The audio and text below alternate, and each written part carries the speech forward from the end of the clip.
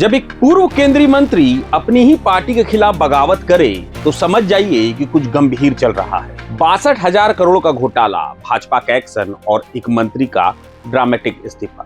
ये है आरके सिंह की कहानी, जो कमजोर नहीं पड़ने वाले नेताओं में से एक है। बने रहिए हमारे साथ इस खास खबर में। आरके सिंह नाम सुनते ही बिहार की राजनीति में एक ताकतवर व्यक्तित्व का चेहरा सामने आता है, लेकिन क्या आप जानते हैं कि यह आदमी कौन है? बिहार कैडर के 1975 बैच के आईएएस अधिकारी, जिन्होंने अपनी नौकरशाही की पढ़ाई को राजनीति में बदल दिया। साल 2011 से 13 तक आरके सिंह भारत के गृह सचिव रहे, देश के सबसे ताकतवर अधिकारियों में से एक।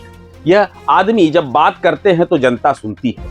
2013 में सेवानिवृत्त होने के बाद वो भाजपा में शामिल हुए और सीधे लोकसभा में चुनाव लड़ा और आरा सीट से सांसद बन गए। साल 2014 में पहली बार जीते, फिर 2019 में दोबारा जीते। मोदी सरकार में उन्हें शक्तिशाली मंत्रालयों की जिम्मेदारी दी गई। पहले वह रक्षा विभाग में काम करते थे, फिर सितंबर 2017 में उन्हें भारत का बिजली मंत्री बना दिया। 7 साल तक बिजली मंत्रालय में रहे, 2024 तक। लेकिन साल 2024 का लोकसभा चुनाव उनके जीवन का मोड़ था। आरा सीट से हारे 59,808 वोटों से, एक साधारण कम्युनिस्ट पार्टी के कैंडिडेट सुदामा प्रसाद से। अब यहीं से शुरू होता है असली ड्रामा। चुनाव हारने के बाद आरके सिंह को लगा कि यह हार सीधे नहीं थी। उन्होंने दावा किया कि भाजपा पार्टी के अंदरूनी लोग ने ही उन्हें हरवाया और यह बात उनके दिल में खटकती रही। 2024 के आखिर में और 2025 की शुरुआत में वो पार्टी के खिलाफ एक एक करके बयान देने लगे। उन्होंने कहा, मैं बिहार का गृह सचिव भी रह चुका हूं, मेरे पास सबका हिसाब है, अगर कोई चू चपड़ करेगा तो सबकी बखिया उधेड़ दूंगा। भाजपा के नेताओं के खिलाफ, बिहार सरकार के मुख्यमंत्री नीतीश कुमार के खिलाफ, खासकर शराबबंदी को लेकर वो बेचैन रहते थे। लेकिन यह सब असली बम फेंकने से पहले की बातें। नवंबर 2025 बिहार विधानसभा चुनाव से ठीक पहले आरके सिंह ने एक बड़ा आरोप लगाया। उन्होंने कहा कि बिहार सरकार ने 62,000 करोड़ का बिजली घोटाला किया है। घोटाला किस में? अदानी पावर के साथ एक बिजली परियोजना में। भागलपुर जिले के पीरपैंती में एक 2400 मेगावाट की थर्मल प्लांट की परियोजना। लेकिन यह आरोप क्यों लगाया? क्योंकि आरके सिंह के मुताबिक इस प्रोजेक्ट की लागत गलत तरीके से अनुमानित की गई। देखिए, जब भारत में कोई भी बिजली प्लांट बनाया जाता है तो एक बेंचमार्क कॉस्ट होती है। थर्मल पावर प्लांट की फिक्स कॉस्ट आमतौर पर 10 करोड़ प्रति मेगावाट होती है। तो अगर 2400 मेगावाट का प्लांट है तो कीमत होनी चाहिए 24,000 करोड़। लेकिन बिहार सरकार ने क्या किया? उन्होंने इस प्रोजेक्ट को 15 करोड़ प्रति मेगावाट की कीमत पर अदानी को दे दिया, मतलब 36,000 करोड़।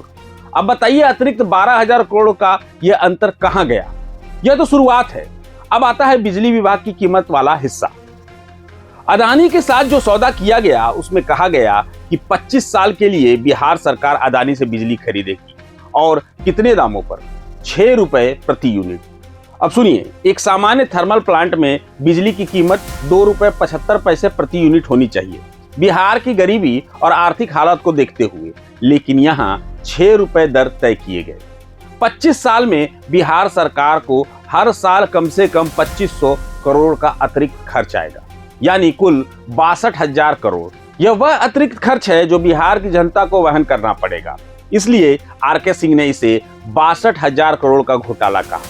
और यह सिर्फ अनुमानित नुकसान नहीं, इसमें जमीन भी शामिल है। बताया जा रहा है कि 1050 एकड़ जो हजारों करोड़ों की जमीन है, उसे 1 रुपए प्रति एकड़ की दर से अदानी को दे दिया गया है।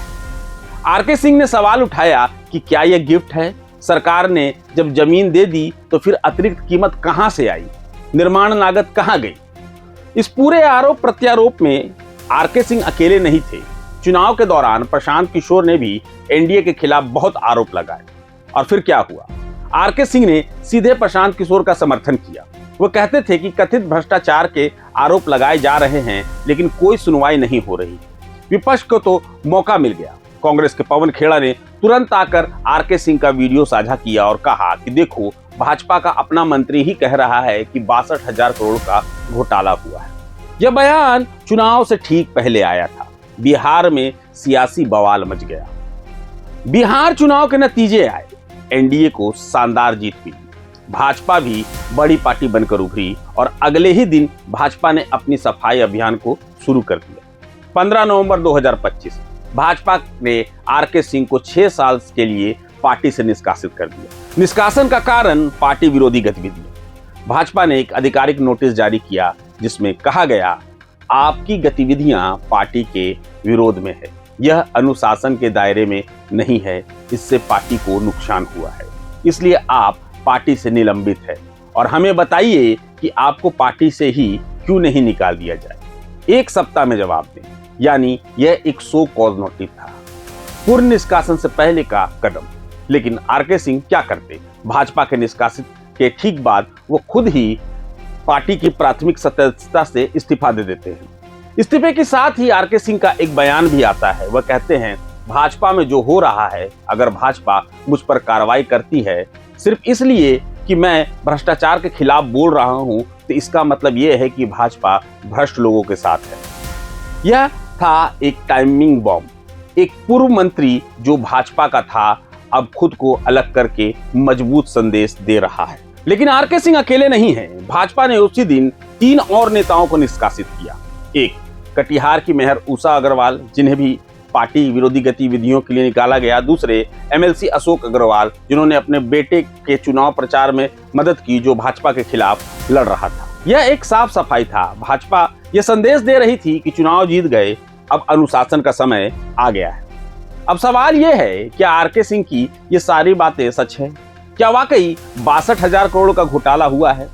अदानी पावर ने तुरंत जवाब दिया। उन्होंने कहा, यह सब आरोप बिल्कुल गलत है, यह एक पारदर्शी निविदा प्रक्रिया थी, सब कुछ नियमानुसार हुआ है। लेकिन बड़ा सवाल यह है कि यदि सब कुछ नियमानुसार हुआ तो आरके सिंह जैसा एक पूर्व ऊर्जा मंत्री, जिसे इस विषय की गहन जानकारी है, उन्होंने सबके सामने ऐसे आरोप क्यों लगाए? अदानी समूह पर पहले भी ऐसे आरोप लगे, लेकिन इस बार ये आरोप भाजपा के अपने मंत्री ने ही लगाए हैं, जो एक ताकतवर संदेश है। विशेषज्ञ कहते हैं कि 2400 मेगावाट का प्रोजेक्ट अगर 36,000 करोड़ में बनेगा तो निश्चित रूप से कुछ ना कुछ गलत है, क्योंकि यह दर बाजार की दर से ज्यादा है। आरके सिंह की यह बगावत सिर्फ 62,000 करोड़ के बारे में नहीं है, यह एक बड़ी राजनीतिक कहानी है। पहला, भाजपा का अंदरूनी संघर्ष, नई प्रतिभा वर्सेस पुरानी प्रतिभा। दूसरा, नीतीश कुमार के साथ भाजपा का गठबंधन कितना मजबूत है।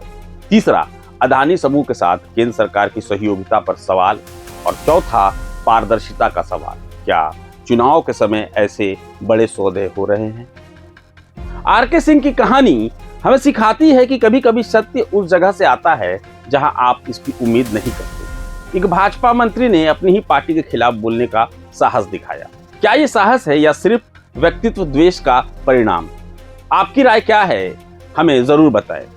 लेकिन एक बात निश्चित है, भारतीय राजनीति में यह एक महत्वपूर्ण मोड़ है जहां एक वरिष्ठ नेता अपनी सुविधा को पीछे फेंककर सत्य के लिए आवाज उठाते हैं। धन्यवाद आपका कि आप इस वीडियो को देख रहे हैं। अगर आपको ये वीडियो पसंद आए तो इसे लाइक करें, शेयर करें, चैनल को सब्सक्राइब करें। फिलहाल इतना ही। मैं अभिषेक आनंद, मुझे दीजिए इजाजत। नमस्कार।